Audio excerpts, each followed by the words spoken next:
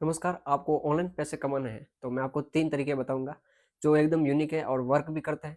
एक पहला हो गया यूट्यूब, जो आज के टाइम में है, जो अभी भी वर्क कर रहे हैं और बहुत सारे ऐसे पैसे भी कमा रहे हैं। जिसके पास नॉलेज है, वही बंदा इस पर आए, वरना कोई मतलब है नहीं। जिसको अच्छा बोलना आता है, प्योरली बोलना आता है तो वो ही बंदा आए।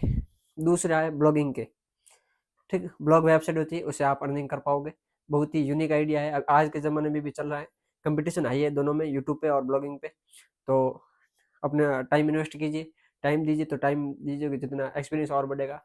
समझ रहे हो ना? इससे आप ग्रो हो जाओगे और अर्निंग भी कर पाओगे। तीसरा मेथड है एफिलिएट मार्केटिंग का ना, वो भी यूएस का करना, आप इंडिया का मत करना। इसमें अभी भी पोटेंशियल है, बहुत भी काम करता है, मैंने बहुत इनकम भी कमाई है।